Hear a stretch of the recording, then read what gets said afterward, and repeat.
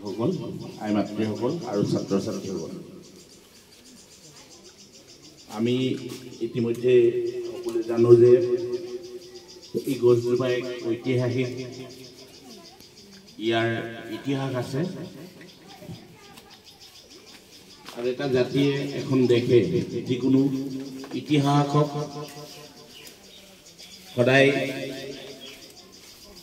সজীৱ কৰি ৰাখিব বিচাৰে। অকলে এই এজোপা গছেই নহয়, এই অঞ্চলটোৰ লগত আমাৰ আশে পাশে যিবিলাক এই কাষেৰে বৈ যোৱা যিটো জান আছে, আমি সৰুৰ পৰাই জানো যে অকলে এইটো কেন্দুগুৰি জান বুলি কওঁ আমি। এতিয়া অলপ আগতে কৃষ্ণই ক'লে এই অঞ্চলটো, গোটেই অঞ্চলটো আমাৰ এক ইতিহাস আছে। আমি যা বহুতেই নাজানো যে আমাৰ কাষতেই মানসকলে যেতিয়া 1821 চনত প্ৰথমবাৰৰ পৰা আক্ৰমণ কৰি এই অঞ্চলটো, অৰ্থাৎ তৃতীয় আক্ৰমণক বাধা দিয়া, ভেটা দিয়া ঘৰটো বৰ্তমানো আছে, জয়পুৰত আছে। অৰ্থাৎ মানে 1821 চনত, 1819 চনত আৰু 17 চনত, 19 চনত আৰু 21 চনত তিনিবাৰ আক্ৰমণ কৰিছিল। আৰু শেষবাৰ যেতিয়া 1821 চনত আক্ৰমণ কৰিছিল, সেই সময়ত যুদ্ধ এই অঞ্চলতে ঘমাচান যুদ্ধ হৈছিল। আৰু আমি জনা উচিত সেই সময়ত অসমৰ অৰ্থনীতি, অৰ্থাৎ মানে যেতিয়া প্ৰথমবাৰ, দ্বিতীয়বাৰ, তৃতীয়বাৰ যেতিয়া আক্ৰমণ কৰিলে, গোটেই অসমীয়া সমাজ ব্যৱস্থা, অসমৰ সমাজ ব্যৱস্থা তছনছ কৰি গৈছিল। আৰু অলপ পিছলৈ সেই ৰণ লাগি কলৈকে পাইছিলগৈ, সেই ৰণ পাইছিলগৈ আমাৰ ইয়াণ্ডাবু বোলা জেগাত, অৰ্থাৎ মণিপুৰৰ তালৈকে জং হৈছিল। আৰু 1826 চনত ইয়াণ্ডাবু সন্ধিৰ দ্বাৰা অসম, অৰ্থাৎ উত্তৰ পূৰ্বাঞ্চল ক্ৰমে ব্ৰিটিছৰ অধীনলৈ গৈছিল। আমি এই ইতিহাসক অলপ স্মৰণ কৰিব। তাৰো আগৰ ইতিহাস আছে, তাৰো আগত ইতিহাস আছে। বুৰঞ্জীৰ পাতত আমি যদি চাওঁ, দেখিবলৈ পাম যে গদাধৰ সিংহই এই অঞ্চলতেই, অৰ্থাৎ ঘূৰিছিল। এতিয়া কথা হ'ল কি, তাৰ পৰৱৰ্তী বংশধৰসকলে আমি কিন্তু আমাৰ নিজৰ ইতিহাস পাহৰি পেলাইছোঁ, আমাৰ নিজৰ বুৰঞ্জী পাহৰি পেলাইছোঁ, আমাৰ সাহিত্য চৰ্চা পাহৰি পেলাইছোঁ, আমাৰ গৌৰৱপূৰ্ণ ইতিহাসক আমি এটা জাতিক সজীৱ কৰিবলৈ আকৌ পুনৰ স্মৰণ কৰিব লাগিব। দ্বিতীয়তে, আজিৰ দিনত সভ্যতাৰ স্তৰত গ্ৰাম্য পৰ্যটন উদ্যোগ আমাৰ কি কাৰণে দৰকাৰ, বেছি চৰ্চা। এই বালিমাৰা থান বুলি আমি জানো যে বালিমাৰা ষ্টেচনৰ ওচৰত এটা থান আছে। আৰু এই কেন্দুগছ এনেকৈ সংযোগৰ চিত্ৰকূট পৰ্বত, এই এটা সংযোগৰ লৈ ৰাস্তালৈ কি কৰিব বিচাৰিছে, এই অঞ্জয়ে এটা কাম কৰিব বিচাৰিছে। গতিকে ইয়াক আমি ভাবোঁ যে ইয়াক আমি এই তেওঁলোকৰ যি কাম লৈছে, এই কাম আমি প্ৰশংসা কৰিব লাগে, প্ৰশংসাৰ যোগ্য। আৰু আমি অলপ উদগনি যোগাব লাগে। আজি পৃথিৱীক বেপাৰ বাণিজ্যই নহয়, আজি এক পৰ্যটনৰ ডাঙৰ উদ্যোগ হিচাপে গঢ়ি তুলিছে।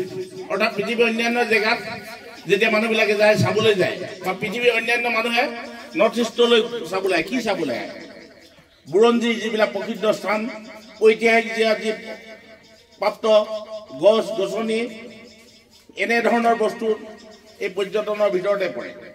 আমাৰ কাষতে এখন গাঁও আছে, তেওঁলোকৰ সংস্কৃতি চাবলৈ বহুত দূৰৰ পৰা মানুহ আহে, প্ৰায়ভাগে থাইলেণ্ড, ম্যানমাৰৰ পৰা আৰম্ভ কৰি বহু দেশৰ মানুহে এই কাষতে থকা ঠাইলৈ বিদেশী পৰ্যটকসকল আহে। আমি যদি তেনে এটা পৰিৱেশ নিৰ্মাণ কৰিব পাৰোঁ, তেনেহ'লে নিশ্চয় এই গাঁওবিলাকলৈ এই গছবিলাকলৈ চাবলৈ আহিব।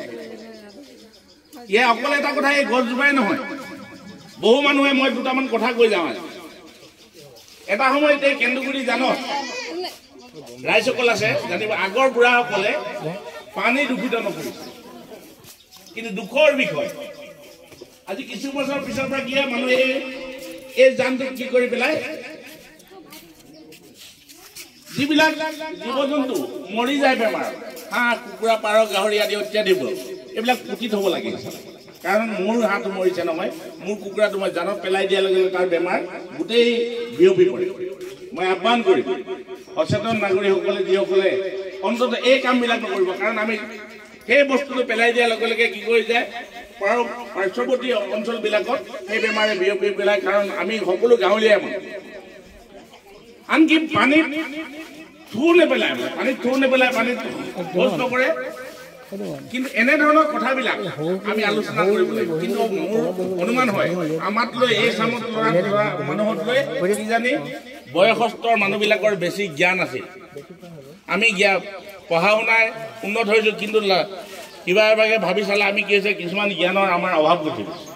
মই ভাবোঁ অকল এই কেন্দু গছৰ লগতে আৰু প্ৰকৃতিৰ বেলেঞ্চ আমি ভাবি লোৱা এনেকুৱা নহয় যে পৃথিৱীত সকলোৱে যে এটা বেলেঞ্চত জীয়াই থাকে, অৰ্থাৎ গছ গছনি থাকিব লাগিব। এই গছজোপা হয়তো এজোপাই গছ আছে ইয়াত, আৰু গছ এনেকুৱা গছ দেখিবলৈ পোৱা নাযায়। আমেৰিকাত এবিধ উদ্যোগ খতম হৈ গ'ল। তাৰ কাৰণ কি জানা? এবিধ দদ বুলি এবিধ চৰাই আছে, অৰ্থাৎ চৰাইটোৱে খাই পিনি তাৰ মল্লত যেতিয়া বীজত পঠাব তেতিয়াহে গছ গ'ল।